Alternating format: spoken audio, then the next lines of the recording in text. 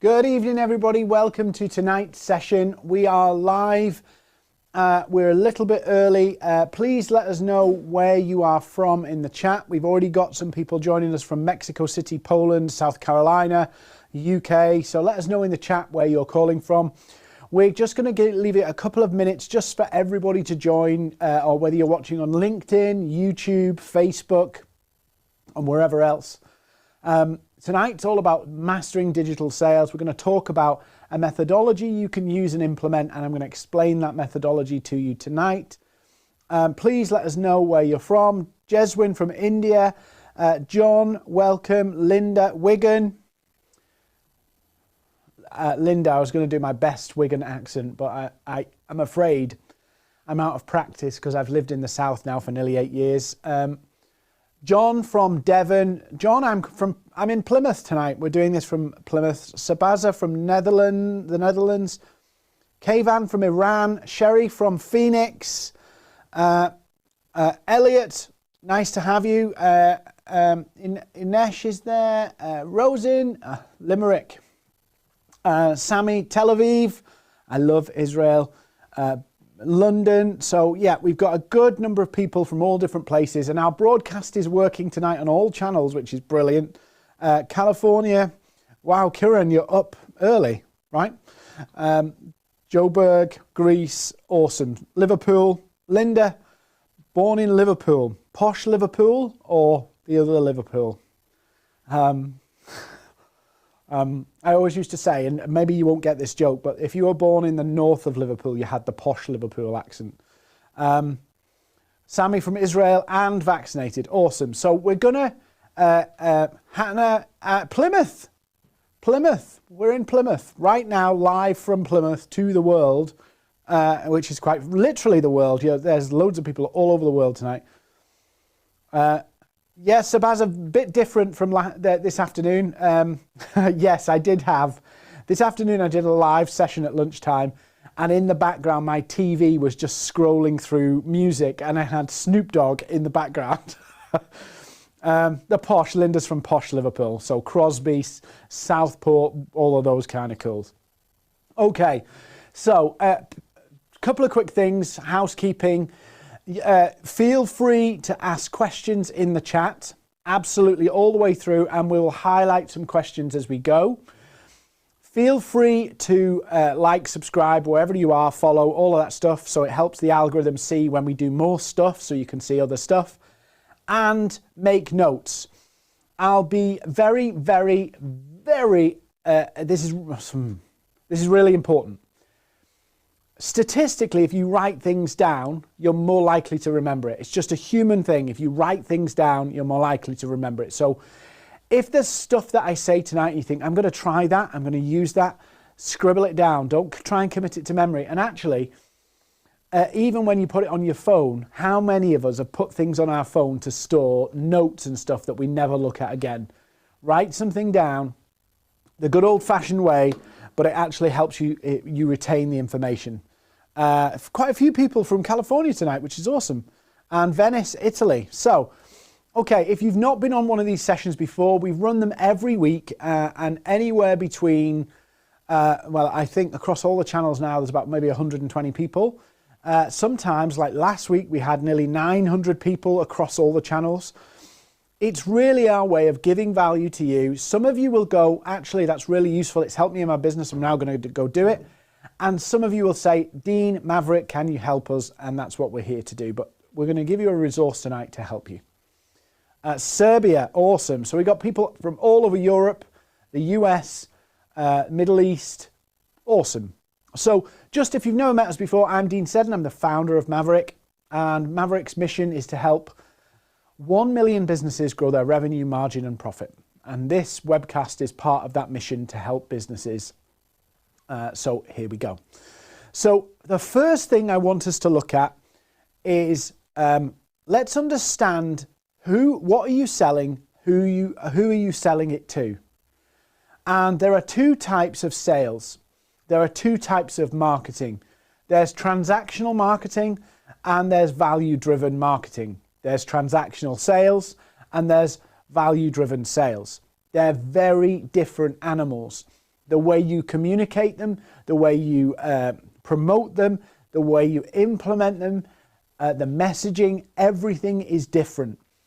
And what I found after 20 years in sales marketing world, I found that lots of people and lots of businesses have a plan to have a value-driven offering and a value-driven sales and marketing.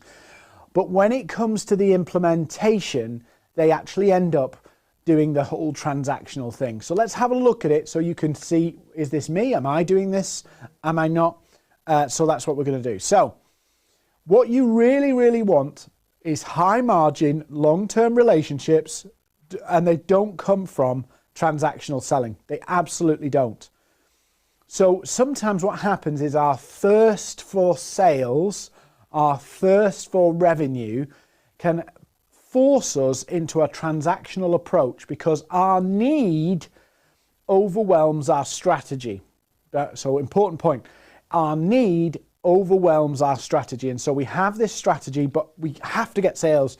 And we become so eager that we actually compromise and wreck our own strategy. So high margin, long-term relationships don't come from transactional selling. They just don't. And think about it like this. And I'm going to ask you to examine how you're selling at the moment in a few minutes. Think about it like this.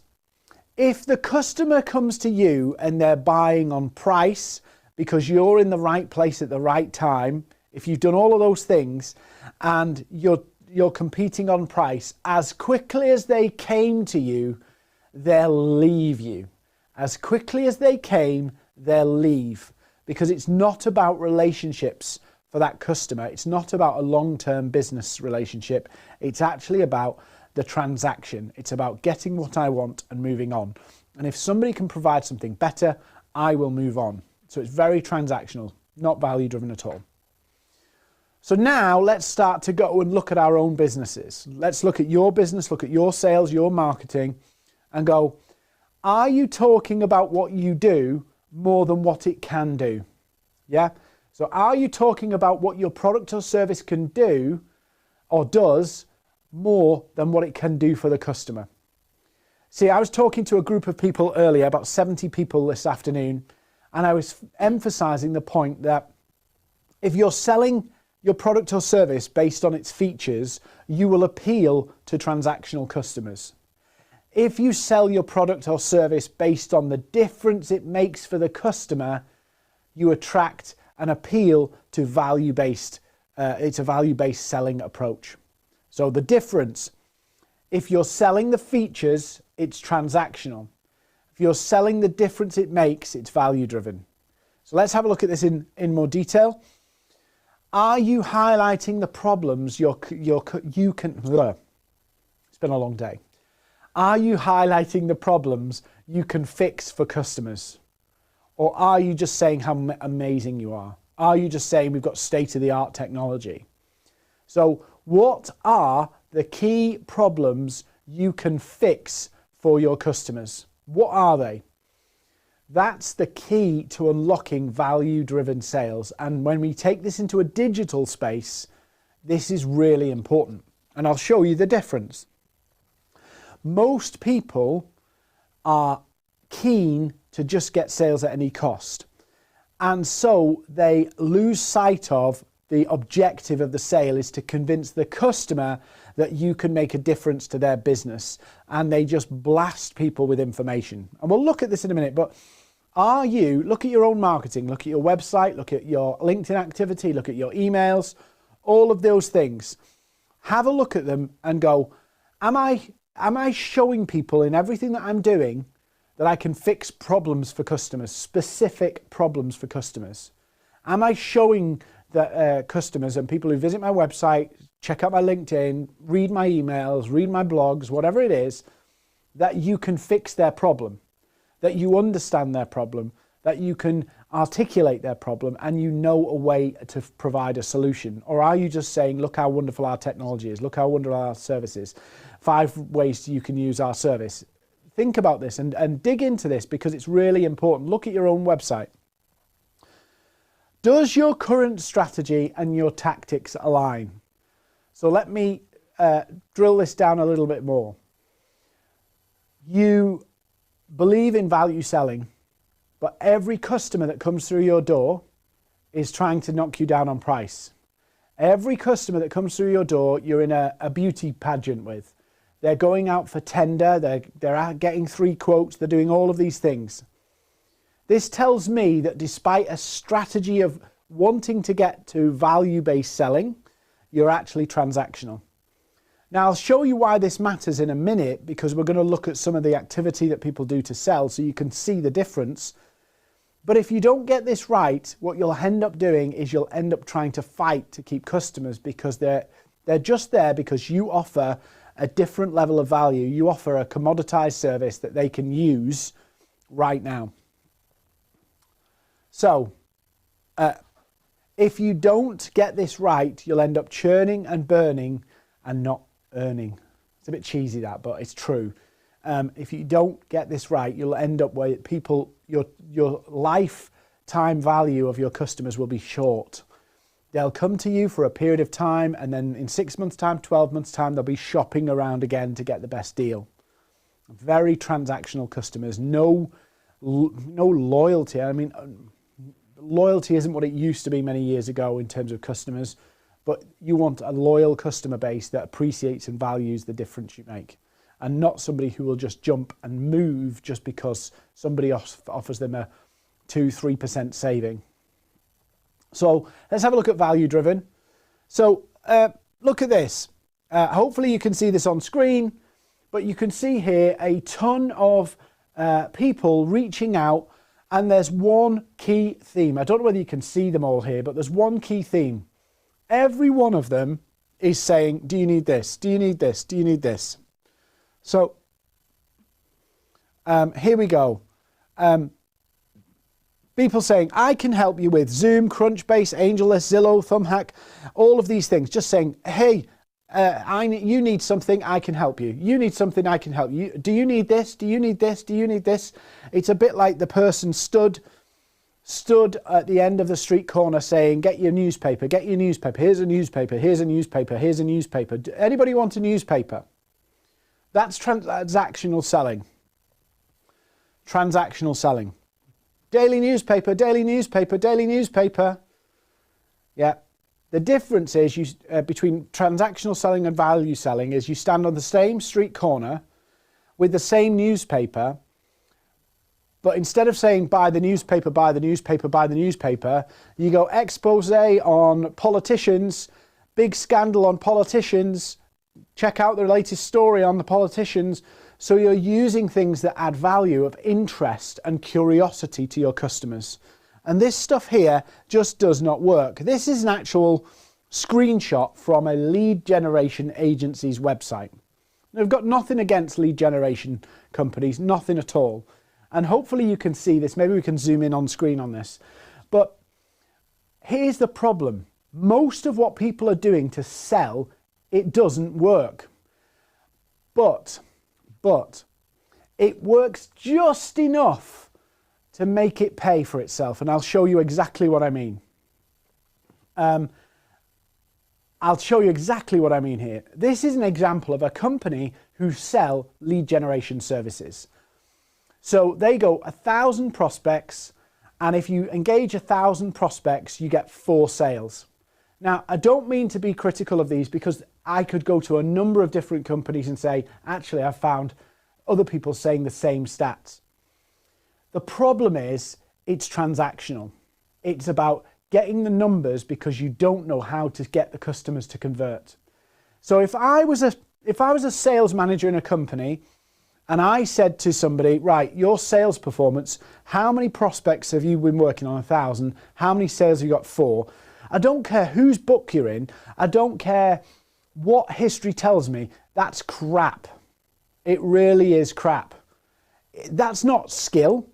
That's not expertise. That's not value. It's numbers. You're just playing numbers. You're playing odds. Yeah. It's like if I buy enough lottery tickets, I'll win. Yeah. That's the same premise, and it's broken. Really interesting thought process I went through with this stuff. is I studied a little bit about Elon Musk and how he launched SpaceX and how he had to find a way to make rockets cheaper. And all the conventional wisdom told him it couldn't happen. But he went back to what is in physics called first principles. It's where you strip back everything and say, how's the best way of doing this? Not building on previous things, not building on previous experience, put it all to one side and saying, let's just look at this. Let's just take everything away, clear the clutter, and let's look at this and go, who are we? What are we trying to achieve? And what's the facts? You get the facts. And what he found is that we went to NASA and it cost them, I don't know, $200 million to build a rocket. He went to Russia and it was like $190 million to build a rocket. And he was like, no, we need to build one for like under 100 million. And he looked at it and like the parts for the rocket was like nothing really, about 20 million. So he's like, where's all this cost? And he literally re-engineered how you build rockets. And now today, the US, NASA, pay Elon Musk to use his rockets. First principles. So the first principles are, this does not work. So what lots of people do is they focus all of their time trying to make that bit better. Can we get it from 1,000 to 4 prospects at the bottom? Can we get it to 5? Some people won't even get that 1 out of this process, so they're just trying to get 1. But there's no real sense of, let's reinvent this. Let's unpick what we're doing. Let's look at the conventional wisdom. Let me tell you a little bit of truth. There's lots of people, and some people will fall out with me, but it's true. There are some people who are promoting on social media that they can help you get, ridiculous amounts of leads and build a 7-figure business, and they're using Facebook ads and all these ads to provide it. But they have no business. The only business they've got is in showing you something they haven't done themselves. I'm telling you that this process is wrong. It's totally wrong. There's something wrong. If this is what sales is, we're not very good at it. If this is what marketing is, we're not very good at it. So I'm going to walk you through my unpicking of this process, how I pulled it apart into a process that actually gets better results. A process that actually attracts people, it doesn't burn people. And this process is notorious for burning relationships. Imagine that you're trying to sell to a market and you're selling something for, say, £10,000. So you've got a £10,000 product or service and you're trying to sell it. And you've got 1,000 prospects in. So in this process, if you followed it and it worked to the letter of this diagram, you're going to make £40,000. £40,000. Now you might go, that's brilliant. I'd love £40,000 in new business. Absolutely, it's great. However, how many sales did you not get in that process because it was such a crappy process? How many did you not get? How many people said no thanks? How many people ignored you? How many people didn't want to talk to you after that just to get your £40,000? So you end up with a systematic problem where you're going through leads at a rate where you'll saturate your market very, very quickly. You need more and more and more and more and more and more and more. But you're diminishing and basically killing your own market at the same time. You're closing more doors than you're opening. And so what I looked at was, can we create a process whereby you can digitally sell, but you don't burn anybody. You don't eliminate anybody. The amount of salespeople I know who put leads in their CRM that they never even look at ever again is unreal. And in this process, 996 of the people in this process were eliminated because the result was the £40,000. And this is what I'm saying about sometimes doing this process can actually feel very productive. It can feel very rewarding because what's actually happening is you're actually getting sales, £40,000 worth. But all the stats, all the research tells you if you follow this process, it will die on you. It won't work for very long because you'll exhaust your top of funnel. You'll exhaust it too quickly. And so you'll have to resort to other tactics and other things. And so you can't repeat this ad infinitum. You can try, but you can't repeat it. And you'll have these lulls and dips where it's not performing, it's not working how you want. So this is just another reminder. Some of you will have seen this diagram before. I talk about it a lot. It's the diagram of how people generally, very simplistically, journey from where they are to the sale. So if we put this on screen big, and we'll see it here. So we've got the problem they have. When a customer comes alive, they literally go, this is annoying. I'm fed up of this. There's got to be a better way of doing this. And so they get frustrated with their current reality. They're frustrated with their current reality. In your scenario now, as you're watching me tonight, what are the current realities of your prospects? This is the key to unlocking value selling and digital selling. What are the current realities of your customers? In other words, what are they doing right now and what's wrong with it that they need your service? Try and write those down. So that's the first stage they get to. They frustrated with the problem and the current reality that they've got. So they're aware of their problem and, we've got the diagrams the wrong way around here. So they're frustrated with it. Problem they have. The next phase they go through is they want an outcome. They want to reverse this situation. Pain and outcome. Problem and result. These are the two major things you have to really master to make this work. And I've seen people and I've taught people to just use pain and outcome to sell. They don't even need to mention their product. Pain and outcome will sell for you. And so whilst you're so trigger happy to say, buy my stuff and here's how wonderful my stuff is, pain and outcome will do all the work for you. Because number one thing, whether you're selling on LinkedIn, email, wherever it is, the key is you want customers to realize that you are the answer. You are the answer to their problem. Customers don't buy just for the sake of it. They buy because they believe you are the answer. So the first stage of the buying journey for a customer is they realize they have a problem. Then they go to, they need an outcome. So you can see outcome they want. They want to get somewhere else. If they've been struggling with this, they want to be here. If they're sick of the time being broken here, they want to go here. There's two positions that they want to get to. There's the current reality and where they want to get to. These are really, really important. Then we get to something else. And this is the stage where they go, do you know what? We've got to do something about this. Now, at this stage, they haven't decided on the way that they're going to solve that problem. So at this point, they're flexible on the method, the service or product that they will choose to get them to the outcome. So they're looking for the answer to the problem. They're looking for how can I get to the result, not what the result is, not what the service is at this point. They're trying to figure out a solution. So if I did this in my world, for an example, it would be a problem. The problem would be a business that's got flat sales. It's a business that feels like they can't get hold of customers anymore because they've been reliant on cold calling. That's the problem.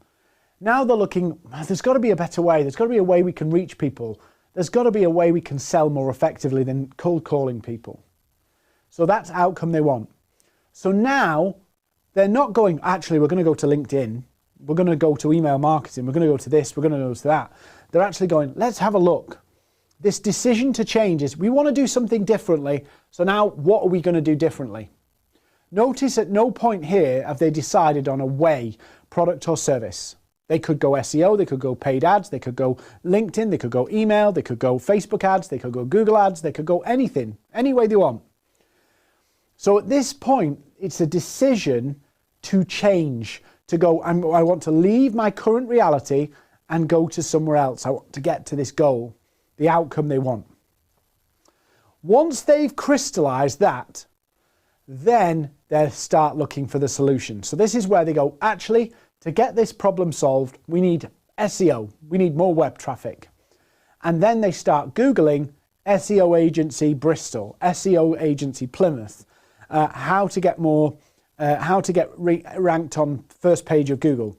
So this is the point where the customer has now decided, I want this. And now you're in a competitive process. So Sabaza asked the question, what is the value of testimonials and showing the outcome actually matches the proposition? I think the simplest way to do this is to go, I need to demonstrate that somebody had this problem, they wanted this outcome, and our product or service achieved it, and it's tangible. They're the reviews you want.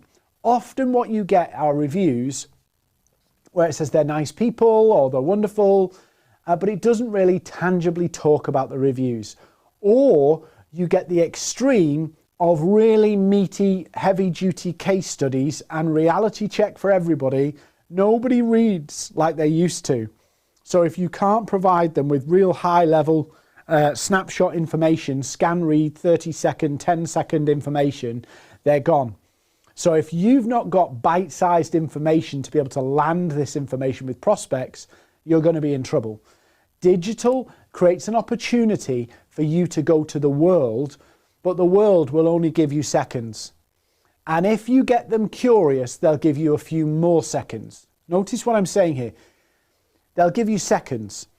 If you get them curious, they'll give you a few more seconds. And if you keep them curious, they'll give you a few more seconds. And if they're really curious, they'll have a call. So curiosity is massive in digital and in selling. So problem they have, outcome they want, decision to change, find the solution.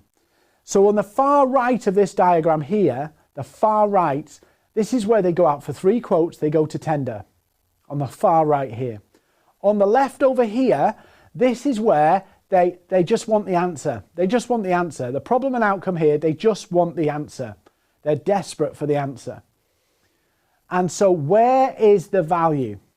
Let me ask you this. Where is the value in this process? Kayvan asks, what if when our competitors can solve the problem too? So this is where you start to analyze where's the weak spots in your competitor too. If their current reality, and this is important, this is really important.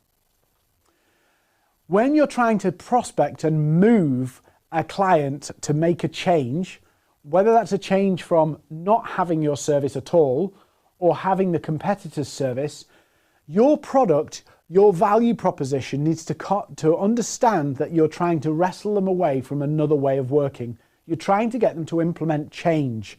So the result has to be compelling. So whether they're with a competitor or whether they're just doing something a different way or not at all, your value proposition, your pain point should take account of the fact that if they're working with our bigger competitor, what's going wrong? What's the frustrations of their current reality? It's not just cost, by the way. It could be customer service. It could be the functionality. It could be the way it works. It could be all of different things, but you're trying to map your product or service to fit the weak spots of their current reality, the frustrations of their current reality. Now, some people say, well, what if our service is exactly the same as our competitor? I promise you, your service is not exactly the same as the competitor, ever. Yeah? The only way that would be is if you literally copied the competitors. And if you're copying the competitor's service, you will struggle to beat them if you've copied their model. You will have a different model. At the end of the day, all commerce comes down to people have a problem that's pressing enough that they will pay somebody else to help them fix it. That's it. Yeah, that's it. All of marketing and sales is to help people see that their problem can be fixed by this product or service, and it's worth the money. That's it. So let's have a look at the next slide. So what I'm getting at here is, I've got the wording the wrong way around here, but if we look at this here, if you reach a customer down this side, this is where the value is. This is where they go, this is a real good choice. This is a great decision. Let's go with this. Let's implement this. Let's make it happen. And the decision is between doing nothing, maintaining the current reality, or you. So down here, it's maintain the current reality or go with you. Over here, it's not that at all. It's comparing you against somebody who's your direct competitor. So the closer you get to the customer, defining what they want themselves, features-wise, features and benefits, the more likely it's going to be competitive and the more your margin's going to be under pressure. Peter Petal, yes. Margin goes down, high margins up here. Yeah, I've got the words the wrong way around. So they move across this way, but value selling's over here, transactional selling's over here, high margins here, low margins there. So the closer people get to the right, the more competitive the process. So just a reminder to make this really, really simple. Yes, Graham, I will switch them. It's been a long day, a very long day. This is how your product and service works, just the basic reality of this. I think sometimes we make things so complicated we can't understand it. And here's something really funny. I've met a number of businesses, and hopefully none of them are on tonight, where they go, oh, we've got a strategic plan, we've got our sales plan laid out, fine, okay, where is it? And they bring out this big chunky document, and it's like massive, you know, all this complicated waffle, and I'm like, show me how you implement this on a daily basis. And they haven't got a clue. And sometimes human beings, we can be too clever for our own good. If you've got a document like this, and you're expecting your sales and marketing team to be able to implement that effectively, it's never going to happen. Now, we can dress this up with waffle and go, oh yeah, we're working on this, we're working on this. And the reality is, any strategy you have, it has to be so straightforward, anybody can get it, and it can be implemented clearly, quickly, and efficiently. And if it's long-winded and complicated, assuming you've got the resources to have a long-winded and complicated strategy, knock yourself out. But most businesses are more agile, more lean than they've ever been. And so you need a strategy that's clear, simple, and straightforward. And so this is the crux of what you're doing. Customers are at point A, their current reality. This is where they are right now. They don't care about your product. They don't care about your service. They just want to get to point B, the result, the new reality, from the current reality to the new reality. What's the benefits of your product and service? Because that's the new reality you can deliver for people. The benefits of your product or service become the new reality for your customers. So then it's about going, well, if we can make this new reality for businesses, if our product or service can create this new reality, all we have to do is find the people who need that current reality. So the customer's in pain and wants to get to a result. That's simple. Your product or service is a tool, is a vehicle. It's just a method to use to get to a destination. And whilst all of you are promoting the hell out of your business on social media, on email, on outreach, and whatever you're doing, the key to unlocking digital sales, the key to unlocking digital is not to blast people with information. It's actually just to show people, guide people and help people see how anybody at point A can get to point B, and your product does it. In fact, what you're doing is grabbing the future and the current, bringing it together and showing them our product will help you get here. That's it. That's it. Dead simple. And this is like first principles. This is going back to the SpaceX story I said earlier with Elon Musk. Everybody told him he couldn't build the rocket without it costing hundreds of millions of dollars like everybody else. And he went back to the beginning and going, if people buy this, what's the results they're going to get? What are the results they're going to get if they buy it? Okay, why would somebody need that? Because they have this situation going on. They're frustrated with this. It's taking them longer to do this. It's costing them more money. It's losing them money. It's all of these things. These are the current realities if they want our service. Fundamental Commerce 101. And everybody probably will be going, is he teaching us the obvious here? Yes, I am. Because this is the obvious. This is the most common sense approach. And your job, if you go on LinkedIn tomorrow and decide to post on LinkedIn, here's a test. Don't mention your product or service at all. Just talk about point A and point B. Point A and point B. And some people, the scary bit, I'm a bit excited now. So the scary bit is that some people watching this may not actually know what their own point B is. And if you don't know and can't define what your point B is tangibly for your customers, you're going to have a job and a half trying to sell. And what you'll end up doing is going to a transactional route to make this work. Reaching out to 1,000 people to get 4 sales. What you really need to do is define your point B. Define the end results that you can give to customers.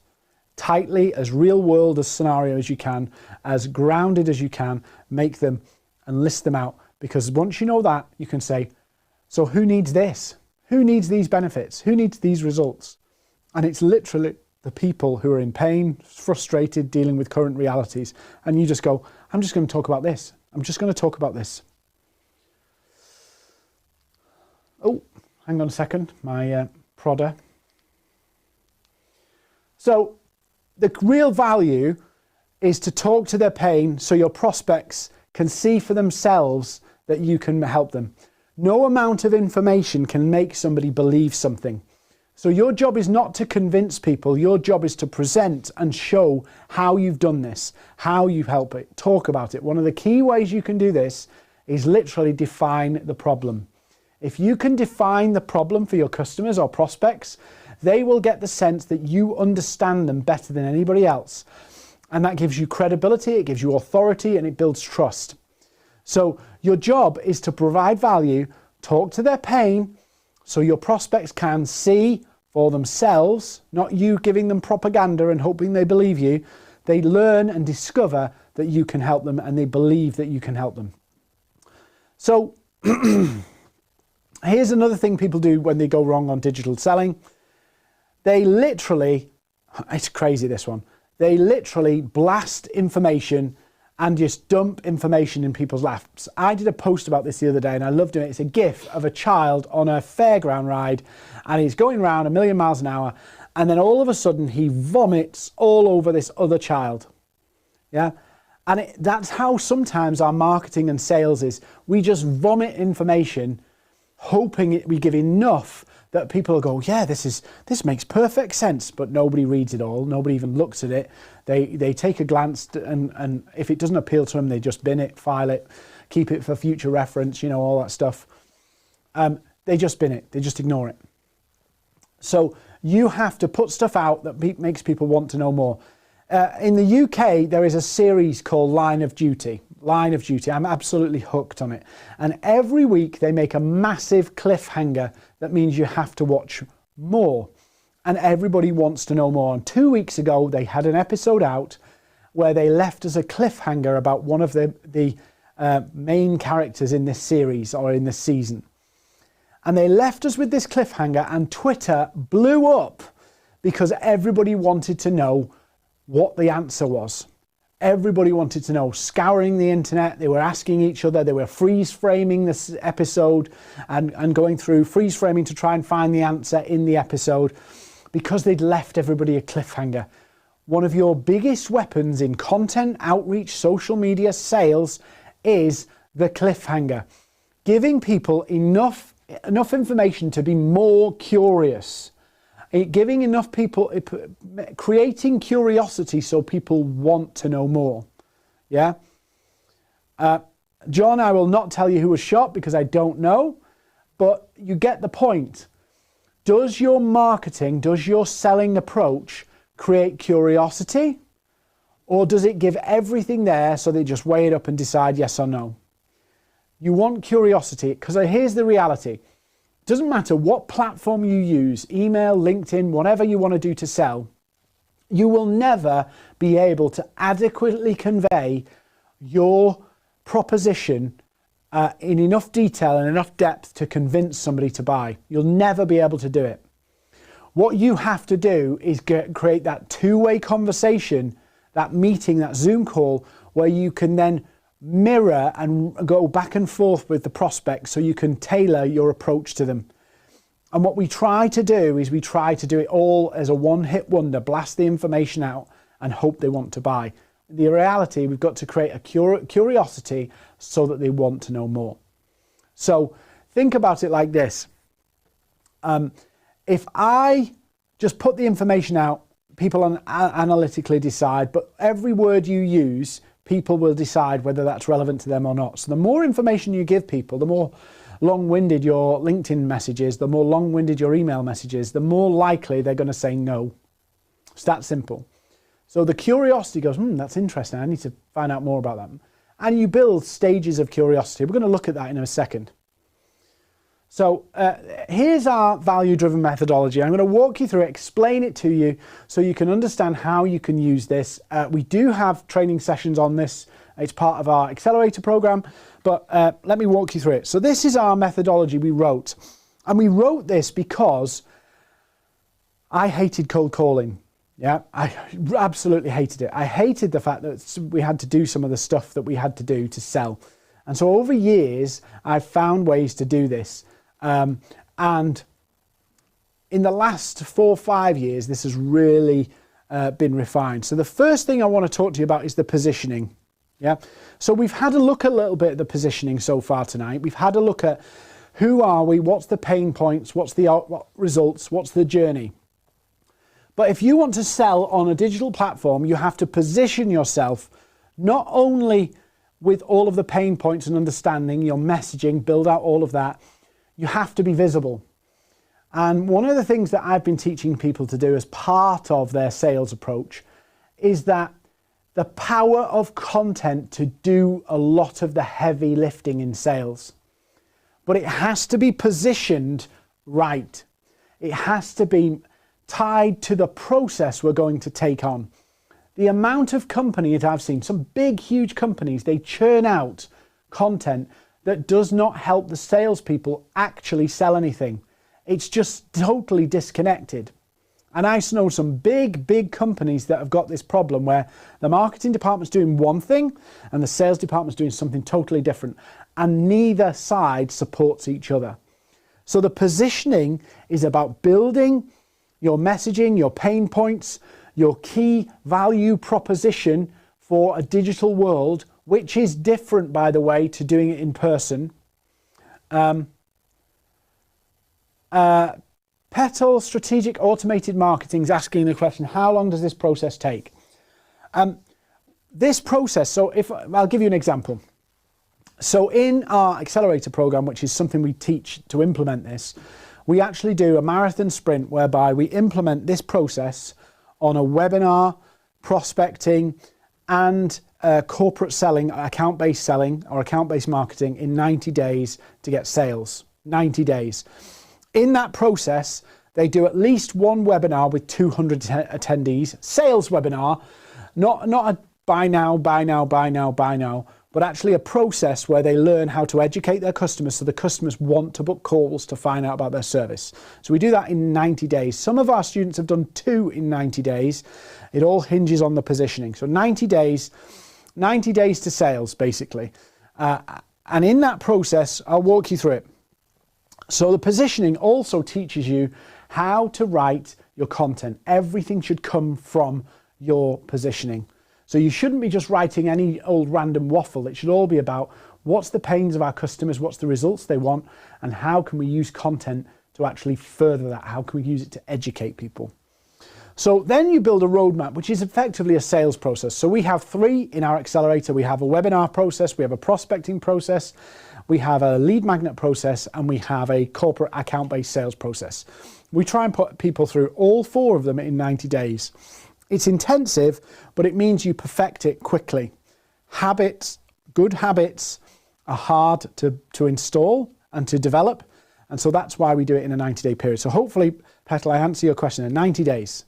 Yeah. Some people do it quicker. So one of our students did their first sale from implementing the process in about 4 weeks. And we've seen one person go to do about £100,000 in sales in about 4 weeks. So it is shorter, but the realistic average, I would say, is everybody gets it done in 90 days. So then there's the roadmap, which is, what's your process going to be? Yeah, define your process. If you don't have a process, you have a loose cannon.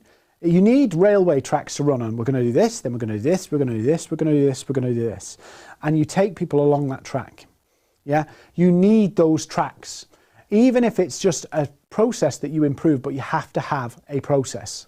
So we've built roadmaps about this. We've built ways that this works. Then we come to the magic, attention. This is where that positioning and that messaging and that content now is leveraged to get you attention from your prospects. So this makes the difference between getting a 2% or 5% conversion rate and a 25% conversion rate. If you get the attention, you can use content like LinkedIn to educate your customers before you ever pitch. It builds your authority, your subject matter expertise, your credibility. And so when you reach out to them, you're not a complete stranger anymore. You're somebody in their world that knows what they're doing, and they've seen you a lot.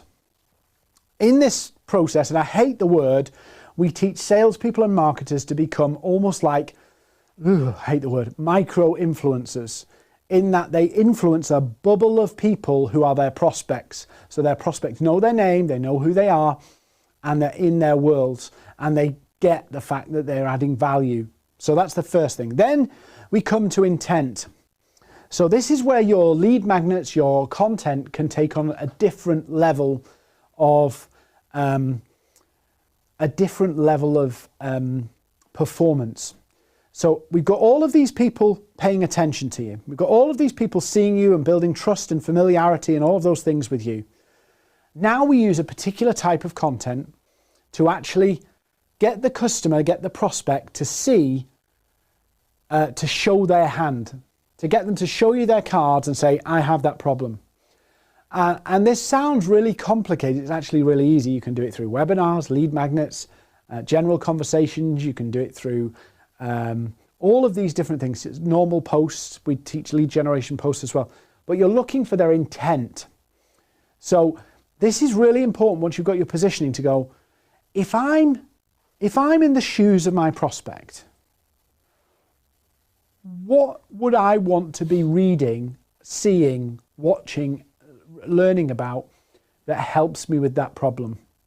And that's the piece of content, that's the messaging, that's the document that we produce, or you produce, so that when they consume it, you can learn and know that they have that problem.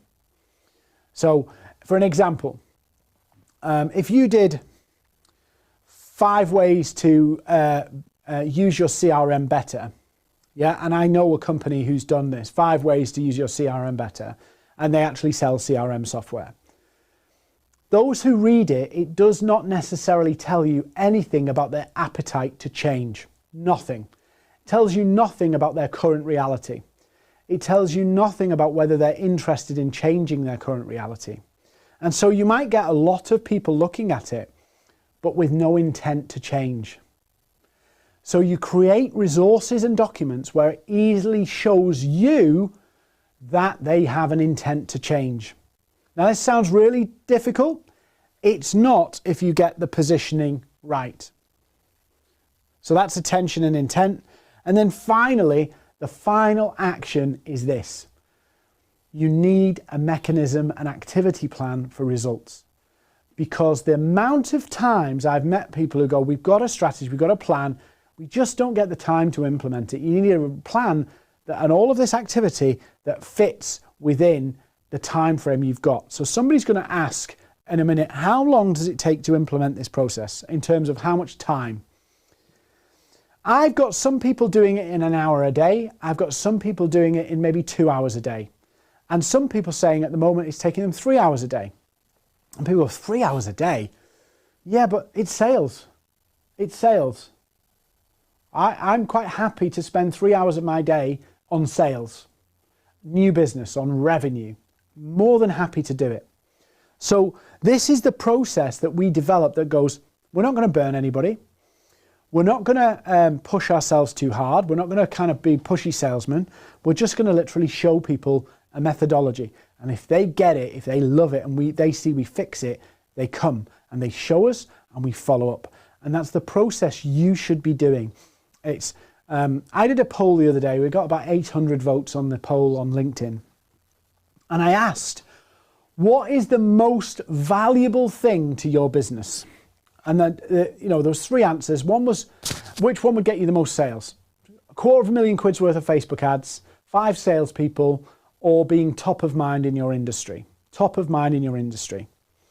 When we look back at the processes I've showed you tonight, none of those funnel processes create any top of mind. None. Yeah? Because as quickly as your message is gone, it's ignored. They never remember you. And so the beauty of the process that we laid out is not only will it achieve sales now, not only will it not burn people in the process, like, following up and annoying people, it will actually build top of mind.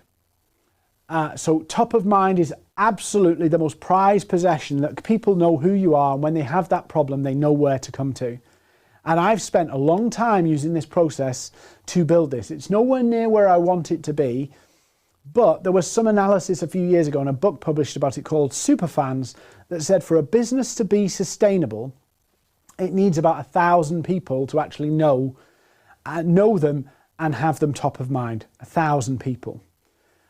That sounds brilliant, but being top of mind takes a lot of work. It's not one post on LinkedIn. It's not one message. It's not one email. It's being in their world, the prospect's world, day in and day out, day in and day out. And you reap the long-term harvest of being top of mind whilst you're creating sales. Melissa's asked, what kind of documents do you create to qualify intent to change? So Melissa, the first one is, it could be the reason why your isn't working. 5 reasons why your sales are flat. So you're trying to talk to the problem first of all, and you define it. It can be a PDF, it can be a blog, it can be any of those things. I try to use, when I'm using intent, I'm looking at something I can track. So a lead magnet works very well. Anything like that will work really, really well. So I'll do an article, I'll share it with people about the reason why your sales team are underperforming, how to hit your sales target with digital sales, how to use digital platforms to hit your sales, all of these things that I'm trying to get the intent. And some work better than others. And I've found actually the pain points work better than the results. The pain points work better than the results. So if you can go, actually, they're in this pain, you can actually create a document, a PDF, a resource about that, and you just publish them. Share them, email them, drop them a line, and share those resources. So position, roadmap, attention, intent, results. So this is a real process that you can work on, but the key bit, which everybody seems to forget, is this: the content on your digital platforms, the content you share in your emails to prospects, whatever you're doing digitally, the content is like the air war. It's like it's going in and dropping the leaflets, so it's educating the people before the land troops come in. And so the idea being is that the content shouldn't be disconnected from your sales process. It should set up your sales process instead of it being disconnected. So if you're, say, an accountant going on LinkedIn saying, do you need VAT services or do you need bookkeeping? That's one thing. But if you were smarter with this strategy, you could actually spin it round and going, are you fed up of your accountant treating you like you're not even important? Do you want somebody who actually will spend the time and feel like part of your team? Because that's a big frustration for a lot of businesses. Their accountant just feels like this remote organization over there, doesn't feel integrated. So it's really important that you think about those examples. And I'm more than happy to do some examples if somebody wants to put some examples in. Anybody want to ask any questions or put their examples? Anybody? Questions? So if there's no questions, I'll hang on for questions. So if people want to give me their specific examples, I'll actually give some examples and walk them through it. If you want to have a conversation with us about unpacking this in a bit more detail, you can book a call with us. Just drop us an email or find me on LinkedIn. The key thing is the content is part of the selling process. It sets up the sales process. It makes it all come together. Without that, you're basically trying to transactionally sell. And so you've got to set up this kind of bubble around your prospects where they understand you, you're talking their language, you're talking their pain points, but you're also using content to get attention and intent so that then when you follow up, it's far more successful. You'll see your conversion rates rise, you'll attract more better paying clients. It does. Munzas, do I work with regulated industries? Yes, like banking, finance, absolutely. We've got a number of clients in the regulated world. How do you use videos on LinkedIn? Oh, Rohini's asked a good question. How do you use videos on LinkedIn? So this is a really important point. So LinkedIn's got obviously stories and post feeds. So most people are still using the feed to do their content. LinkedIn has made it so that videos don't get as much views, particularly you on camera. So when I put a video up, I'll get maybe 10% of the views that I would get normally from a normal post. So videos, you have to get a high completion rate to get really the reach and the distribution of the videos. So what I do often is I answer questions in videos. They don't get as many views as I'd want. They don't get as many views as my normal posts where I put an image or a PDF. But I'm doing those videos so people get to know me. Because if people buy into me, if they believe I know what I'm talking about and I know how to get them results, I know how to get them sales in a short period of time through digital channels, organically, if they know that and they see that, they buy into me and so they buy into the company. So it's important for me to put videos out so that people buy into me, albeit the views aren't as good. I can put a post up, a PDF with the same content and get, 30, 40, 50,000 views. I put a video up of me and it can be 3 and 4 and 5,000 views. But I'm doing it so that people get to know me. That's the real important thing, because the business that I've built is based on the methodologies that I've developed over 20 years, even before the internet. So I'll tell you a funny story and there's more questions. Yes, the webinar is recorded. Jeswin's asked, Jeswin, in-mail. So the open rate of an in-mail is about 45%. The click-through rate is shocking. So you can do it, but the key thing is actually, I don't need in-mail. I don't need messages because I'm building a crowd where I'm talking to their pain. So some people, maybe there's some people from the accelerator in the chat here, but I've literally told people, write this post this way, no sales pitch, just put it up on LinkedIn and let your connection see it. Yeah. And people get leads from that post. Why? Is it because they're selling some amazing product or something? Is it because they got an amazing Google review? No, it's because they've talked to the pains of the customer. They've talked to the pains of the prospect. And what happens is the prospects don't need to be told what to do. They don't need a call to action. They message and say, can we have a chat about that? What you've said this morning really resonates with me. Jeswin, what's my thoughts on cold emails? I'll be honest. Email is still the most powerful marketing tool there is, even with LinkedIn. However, you have to be pretty damn good at it. So I have an email that I've written and built, and I use it over and over and over again and repurpose it, and it has an 80% click-through rate. And I just repurpose it. Most people are dabbling with emails and dabbling with content in a way where they're not actually learning anything along the way. They're not joining the dots and going, if I do this or this, our customers like this, our prospects engage with this. And so the answer is cold email is very much transactional. It's very much transactional. Yes, Stuart Payne, I will. I will pull up my LinkedIn. If everybody's got time, I will pull up my LinkedIn and I will show you a post. But just bear with me while I do it, because I'll just have to set up my LinkedIn. And then I will pull it up. And if anybody wants to connect with me on LinkedIn whilst we're doing this, you're more than welcome to connect. So bear with me and I'll pull this up. Just take a little minute.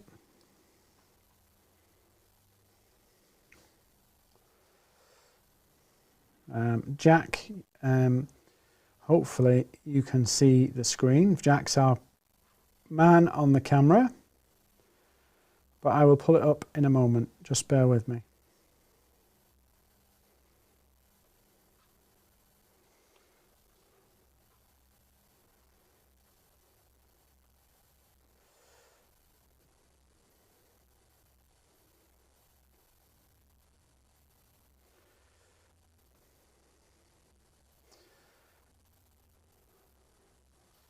And most of your lead generation posts, you'll feel like you've not promoted enough.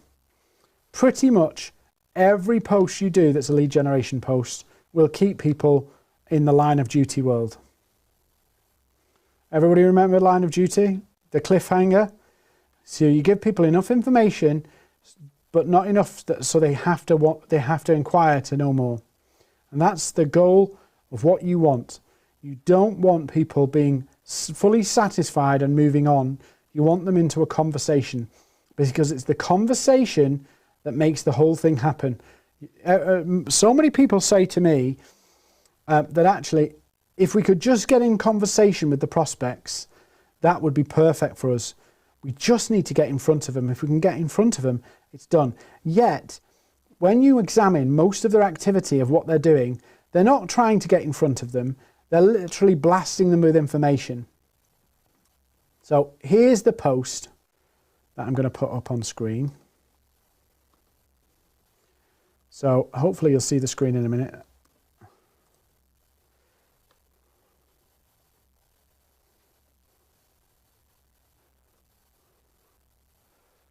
So this is the post. I'll zoom in a little bit so you can see it, because it's tiny.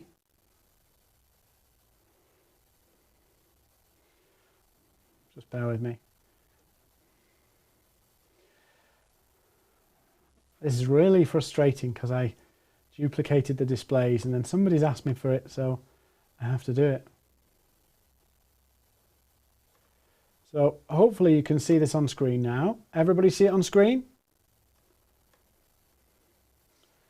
So this is my post. Feel free to connect with me, but this is my post.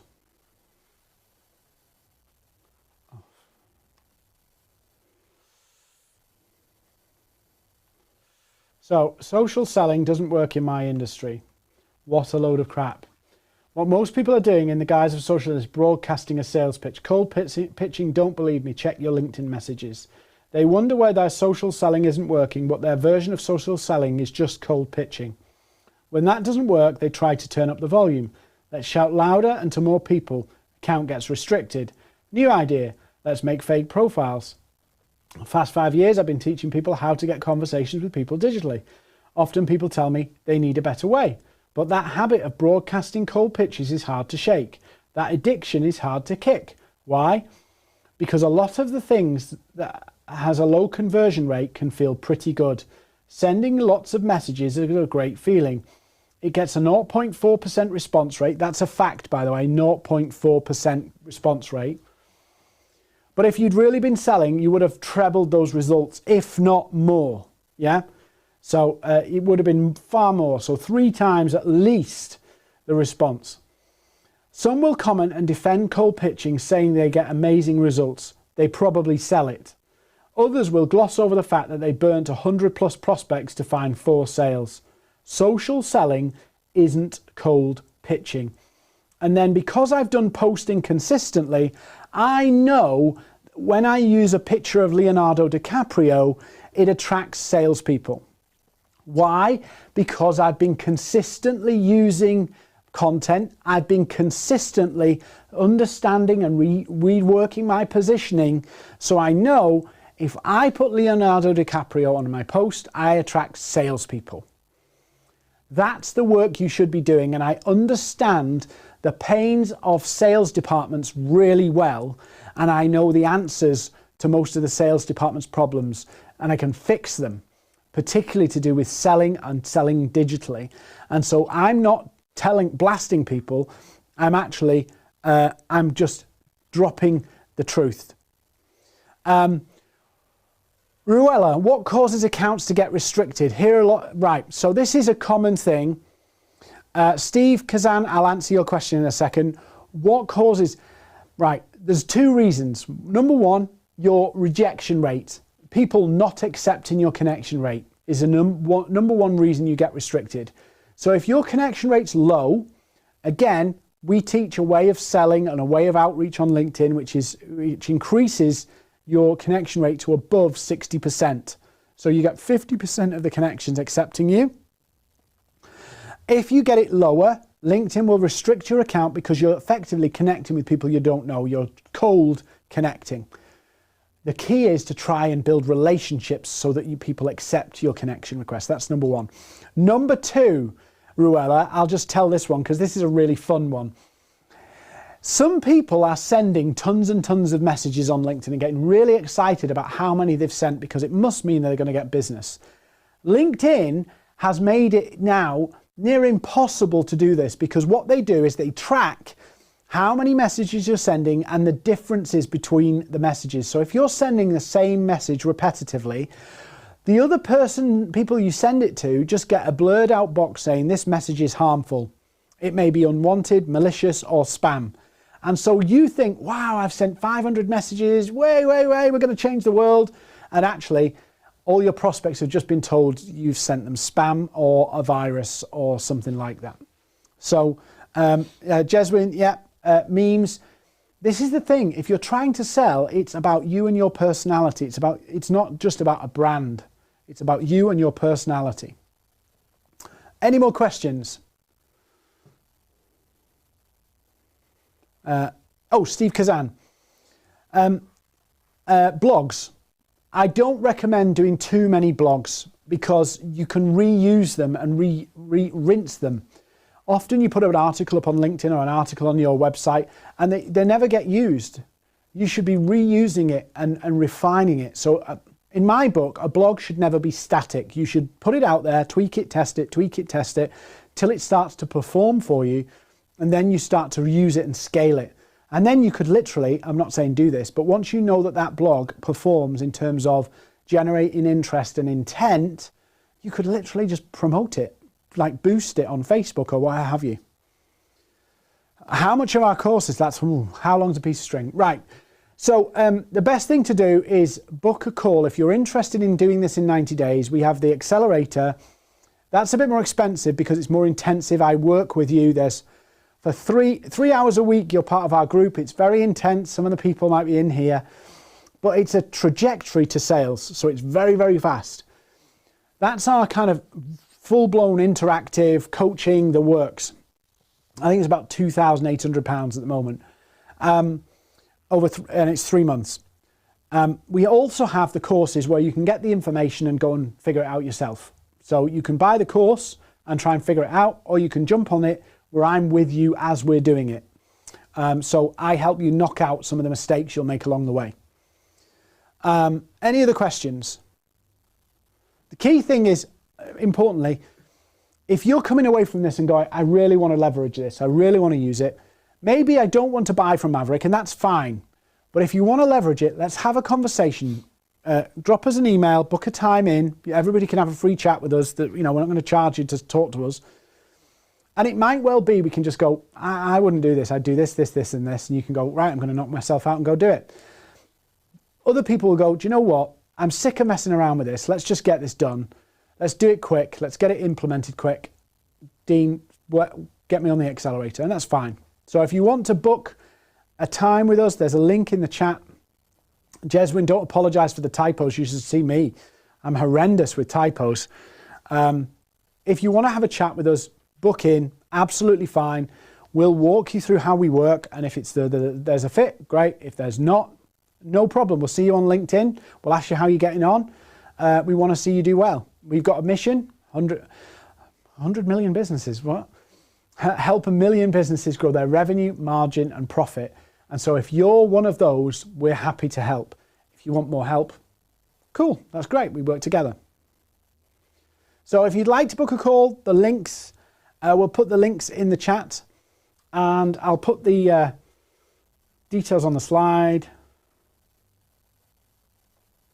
So, you know, if you want to schedule a call, feel free to. Any more questions? Any more questions? Oh, somebody's asked, can I reuse the posts of my marketing team with content that sells? Jeswin, I'd be really careful to make sure that the content actually fits what you're trying to do. So think about it like this. You're on a journey, you've got a process, a roadmap. Yeah? We start with the end in mind. So the end is, customer says, yes, I want to buy from you. And we work all the way back to the beginning of, they don't even know you yet.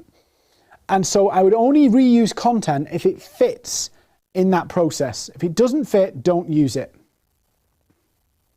You know, random content, there is a place for certain types of random content, predominantly where you're trying to get visibility for yourself or you're trying to express your personality. But if it's just random for random's sake, no. I'm not saying it is random, by the way. It could be perfect. It could be brilliant. I don't know. Kiki, absolutely nice to see you. And yeah, we'll send the replay around. Any other questions before I wrap up and join our accelerator students on their second call of the week? Any more questions?